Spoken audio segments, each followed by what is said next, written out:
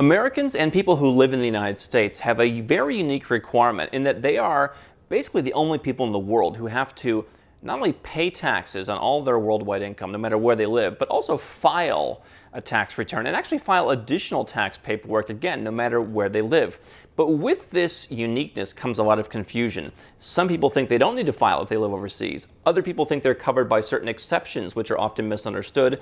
And some people think that it's simply impossible to save money if you're an American by going offshore. And so today, I want to clear up all of those myths and misconceptions.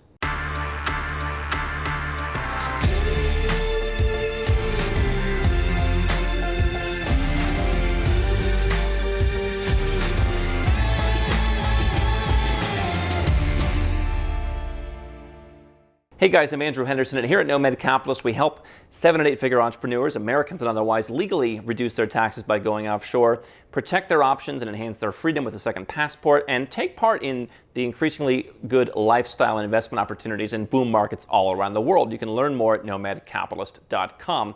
And what I want to talk about today is tax obligations of Americans. Now, let me just set the stage before we get into the obligations. Number one, the United States is effectively the only country in the world that requires people who are so-called U.S. persons, which we'll get into in a minute, to file and pay taxes on their worldwide income no matter where they live. So in most countries like Canada, the UK, Australia, Tajikistan, whatever, if you live in the country, you pay tax, oftentimes on your worldwide income. If you live in Ireland, for example, and you have investment income from Cambodia, you'll pay subject to treaties and tax credits and all that because you're living in Ireland, you're using their services, so you'll pay on all of your income from all sources. The United States takes it one step further where they say if you're a U.S. citizen and you live in Ireland, then the United States still has jurisdiction over that income in Cambodia and the income in Ireland and the income anywhere else. It's not about where you live, it's where your citizenship is. So people often get that confused. They hear worldwide taxation for residents of Ireland. The issue is non-residents of Ireland, Canada, etc., they can get out of the system, basically. There may be caveats sometimes. Some countries are making it difficult. I have also predicted, and some folks in Canada have, in the political class, have given credence to my argument that you will see more countries follow the United States in the future, but for now it's the United States. Now, who is subject to U.S. tax obligations no matter where they live? You can be a U.S. person one of 4 ways. Number one, you're a U.S. citizen, okay? Doesn't matter if you're a dual citizen. If you have U.S. citizenship, you could have 99 other citizenships. If you're a U.S. citizen, you are treated as a U.S. citizen for tax purposes. So merely being a dual citizen is not a get-out-of-jail-free card. Being a dual citizen allows you to potentially no longer be a U.S. citizen if you're willing to make that trade-off, and at that point you can get out of this filing and paying obligations. We'll talk about that in a moment, but a U.S. citizen is a U.S. citizen is a U.S. citizen. Also U.S. green card holders, people who are on immigrant visas who are permanently residing in the United States. Also people who fail what's called a substantial presence test. So if you spend a lot of time in the United States, I had a guy come to me a couple years ago, he gets sucked into the tax net for a couple of years because he ended up having to spend a bunch of time on a ship that was in the United States, that was docked in the United States. He wasn't an American, but he got sucked into the system. You can also make an election to be taxed as a U.S. person. I've actually run into one case where maybe a guy would be better off doing that, but 99.9% of the time, you'd never want to be taxed as a U.S. person. So those are the things. If you meet any of those criteria, any of those 4 criteria, you are required to file and pay to the IRS. So how does it work? Well, basically, you have to file the exact same tax return if you're living overseas that you would if you were living in the United States. So again, it's the same system as any other developed country that taxes its residents on all their income, except you can't leave the country and avoid it. And so that means all the forms from 1040 on down. Now, there are some exclusions, okay? People hear me, and I've said it time and time again, because I keep seeing people saying, oh, well, Americans can't save any money going overseas. Not true. Number one, you have the foreign earned income exclusion. That's a separate form you can file with your taxes. You can make up to, and it goes up by the year, about $110,000 a year in tax-free income. If you're married, you can each make $110,000 a year. If you're a family and you've got adult children, you can each make $110,000 a year, or thereabouts. These are rough numbers. They go up generally every year with the cost of living. You can also take advantage of a foreign housing credit. Okay, if you have foreign housing in certain situations, we don't deal with this a lot, but you can use that depending on where you live. It varies from place to place. You can also use things like foreign tax credits, okay? So if you pay tax in one place, you can avoid paying tax in a second place. So sometimes people think, well, I'm going to go and live in Paris. They have really high taxes in France, so now I'm going to be paying like 89.2% of my income. No, because there are treaties and there are credits. You're generally not going to pay twice, although there are some cases where you do, whether it's on actively earned income or on passive income, through a lot of the IRS rules on foreign investments like PFICs, where you can really get stuck because the IRS, the US system, does not match up with foreign systems. But those are 3 exemptions that you can take advantage of on your normal taxes, okay? So if you live overseas, you make $110,000 a year, you can exclude yourself from income tax on that. Depending on whether you own a business or not or how your income is structured, you may be able to avoid not only federal income tax, but also Medicare, Social Security, that kind of thing. And depending on which state you come from, in most cases you can avoid your state income tax as well. So there's some proper planning there. But the bottom line is you can earn some money tax-free. Now, there are other things that you need to file, okay? So if you have a bank account overseas, you'll need to file an FBAR, Form 8938. If you have interest in a foreign trust, you'll need to report that. If you have interest in a foreign corporation, you'll need to report that. So you can go overseas and you can set up a foreign company. You can use that to mitigate and reduce and defer, depending on the situation, your taxation. But you'll need to report that. You'll need to file a form, okay? If you have an interest in certain U.S. companies, you may be required to file a form. If you're using an offshore company that has business interests in the United States, not necessarily selling into the United States, but you have some kind of on-the-ground presence in the United States, you may need to file a different form. Okay? So these are some of the forms that you need to file. So basically, whatever it is you're doing overseas, you have to report. The 2 things that you don't have to report are privately owned real estate in a foreign country and precious metals that are vaulted outside of the banking system. Okay? So if you go and buy a house in another country, it's a good plan B. It's a place you can go. It's a place you can live. Whether it's a place you use as a summer home, it's your escape hatch, whatever the case may be. That second home purchase could lead to residence or citizenship in that country, so you could cross off a few boxes by buying a property. And as long as you don't generate any income, since we know income is reportable, you can use that home and it's not reportable. Also gold, silver, platinum, palladium, those kind of metals that are vaulted outside of the banking system. If you put it in a safe deposit box at your offshore bank, that would be reportable. If you vault it with a private vault, you can avoid that. So those are 2 things that I definitely suggest people look at. Other accounts like foreign brokerage accounts, all that kind of stuff, would generally be reported. And there are some discussions among the international tax community about, which types of accounts should be reported. For example, PayPal accounts have been discussed. Is that something that should be reported? Different people have different opinions. But generally, whatever it is that you're doing outside of the United States, except for those 2 caveats, is going to need to be reported on a form. The U.S. has help from this.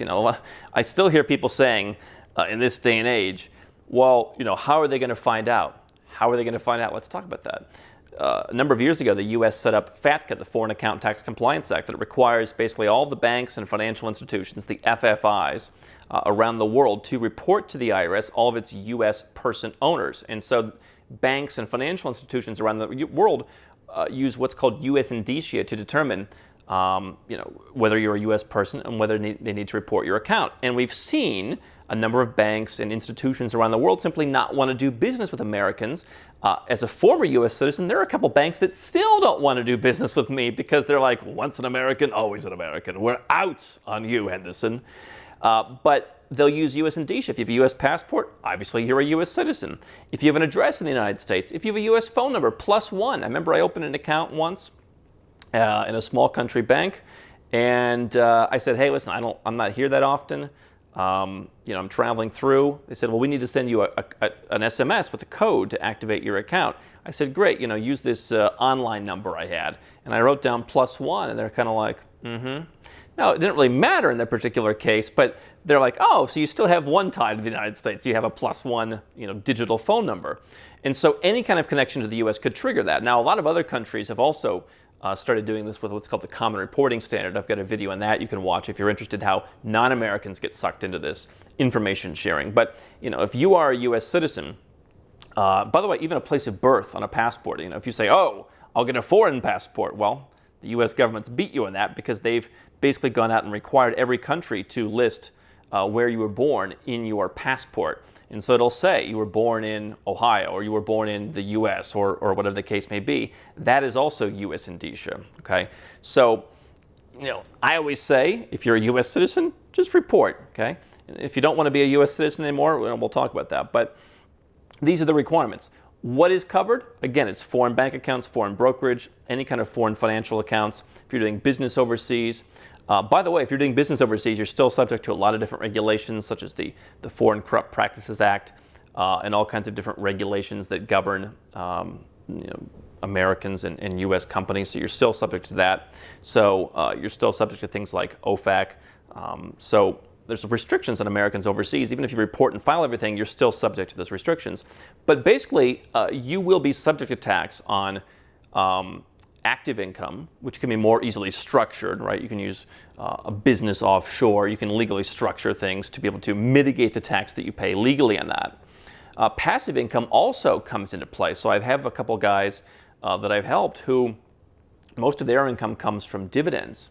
Okay, now there are some things like if you invest in U.S. companies, if you have interest in U.S. real estate, doesn't matter where you live, that would be taxed anyway. Even if you were a non-resident alien living somewhere else, that would be taxed because it's on their soil. They have the advantage on that.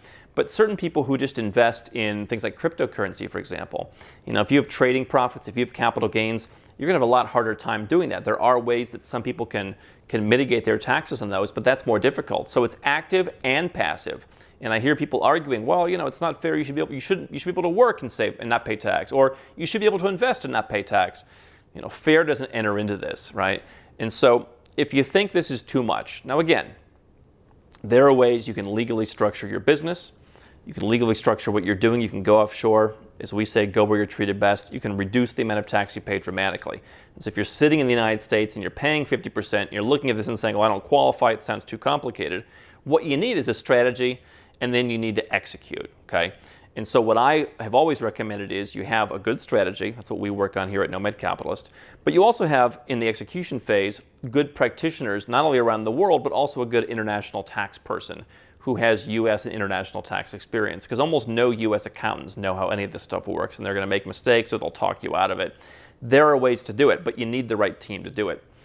If you don't want to go through all this, then the next step is you can expatriate from the United States and you can just get all this out of your life. There are rumors out there still that if you expatriate from the United States, the IRS continues to watch you and you have to keep reporting to them.